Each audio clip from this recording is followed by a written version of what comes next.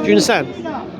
Just because when you speak to homeless people generally, you're not speaking to the homeless person, you're speaking to their addiction.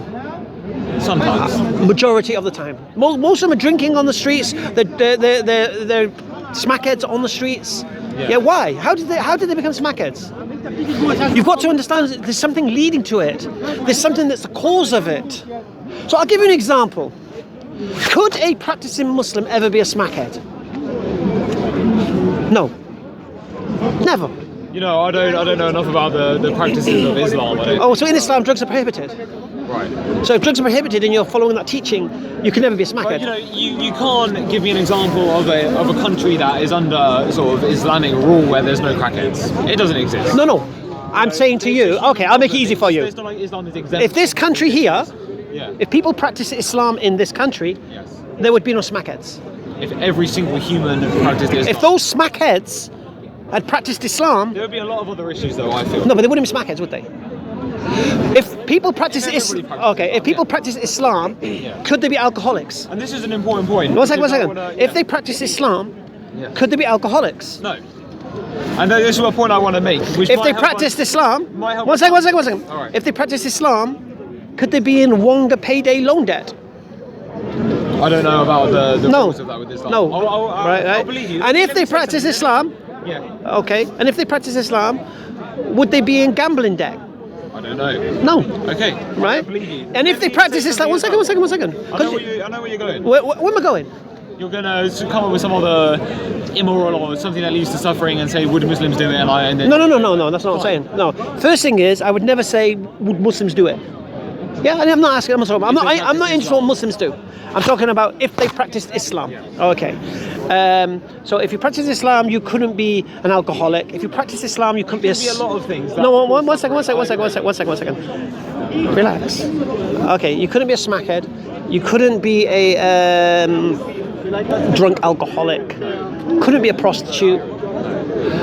You couldn't really be sexually immoral. You couldn't be in longer payday loan debt, and you couldn't have a gambling addiction. Okay. And we just agreed that all of those things are the cause of dysfunctional homes. Those are some of the causes of okay, give me another cause. War.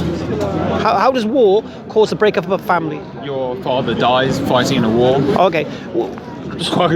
Right. So let's imagine. I need to go. Let's imagine the scenario. Let's imagine the scenario. Okay. If I died. Keep in touch with me. I'm just going to leave. So I want to try and bring it to a bit of a conclusion because I do have things. We just did. We just demonstrated that the suffering that you're talking about, and you're the one who brought up dysfunctional families as the root cause of these things, of criminals. As a cause.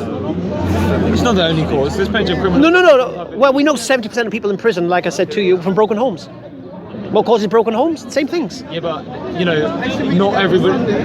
70% of people in prison. The prison population does not make up the whole population of criminals. Yeah, but the vast majority... That says 70%. There's a lot of, people with a lot of money doing all kinds of different kinds of 70%. Okay, so 70% of people in prison from broken homes. Okay. There's a pattern there. Yeah. All right. Yeah. And you're big on this poverty thing. I get it. And we know drugs and alcohol and gambling cause poverty. So you should be against drugs, gambling, and alcohol. Standard. Misuse. Drug, alcohol. How do you misuse gambling? Misuse. How do you misuse an addiction? By gambling with money you don't have. How do you do that when you're addicted?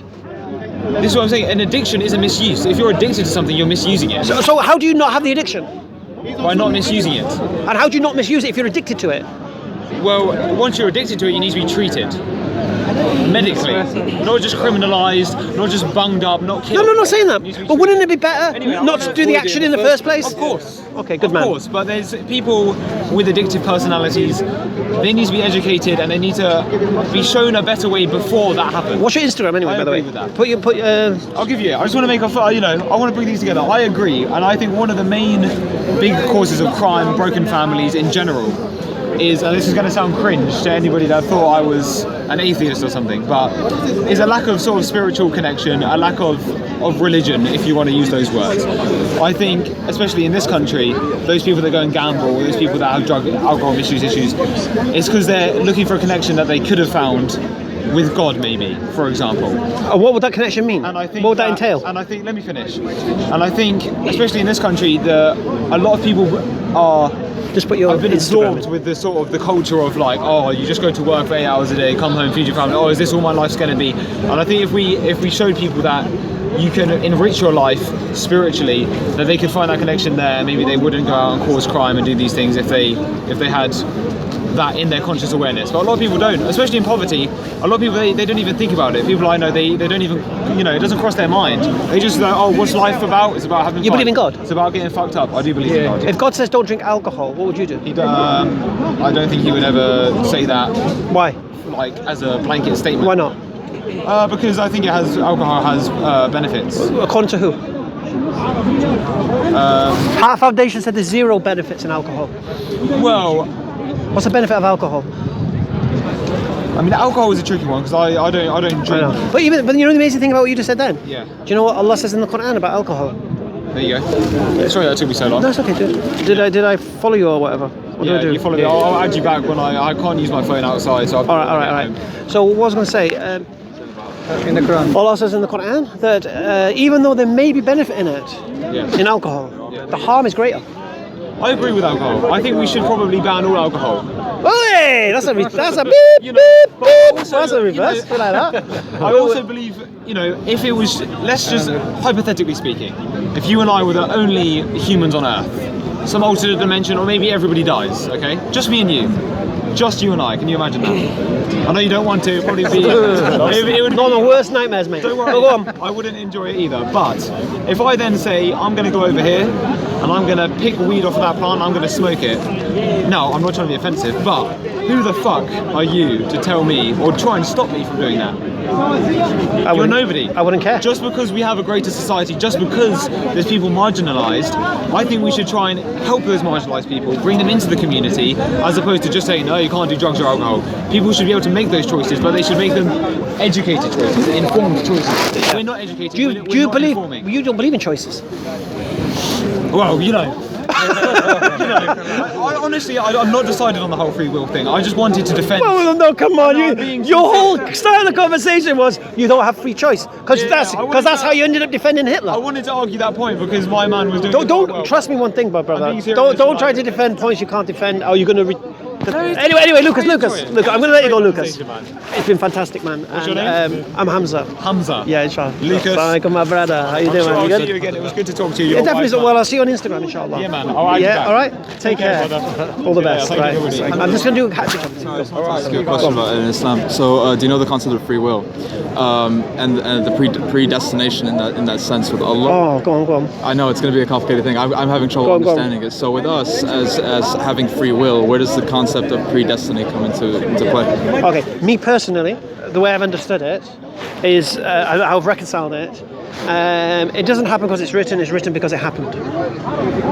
Sure, walk me through that again. Sorry. It doesn't happen because it's written written because it happened. Okay, so then how does free will in regards to if our destination is already No, our destination is based upon our actions and choices. so as we go, it's written? After it's happened, it's written. Ah, okay, so I see what you mean. No, that's fair. So this conversation, Yeah. I wasn't written to have this conversation. It wasn't like you're going to have this conversation with you. Because I've had this conversation with you, that would be written for me, that I would have this conversation with you. There's a hadith from the Prophet ﷺ where he talks about, he's talking to Ibn Abbas, one of the young Sahaba at the time, and he was riding with him, and he said, "Oh, young boy," basically conveyed he wanted to teach him some words, and he said that, essentially he said, if everybody was to want to do good to you, they cannot do good except if Allah subhanahu wa ta'ala will of you. And when it comes to the evil, it cannot be done except if Allah subhanahu wa ta'ala wills. And the pens of the ink's dried, like everything's been predetermined. Yeah. So like that's Well, it's opposite what I just said. No, it's it's been Yeah. but Allah Ta'ala, like he has knowledge of what you're going to do, what everybody's going to do from the beginning to the end. Like me giving this today, for example.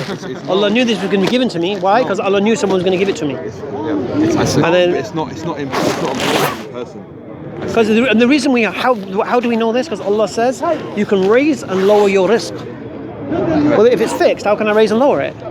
What's the point of making dua? Fair enough, mashallah, yeah. Do you understand? Yeah, I understand. So I always think of it like this: it doesn't happen because it's written because it's happened. Once you understand that, just relax. Get on with it. Enjoy the show. I see what you mean. I see. All right? All right, brother. Take care, All bro. right. Bye. It's like, you know what the police Hey, Jay. Sorry to get involved in your. No, that's all right. Hashim. Let's drop the egos, all the cameras here. Right? Assalamu Bring alaikum, the bro. cameras. Assalamu alaikum, bro. Oh, well, Islam, how are you doing? Sorry to hear about your father, my brother. You good? Make it off from inshallah. Inshallah. How are you doing, Bob? You alright? Nice to meet you, Jake. How are you doing, Hamza? You alright? All right.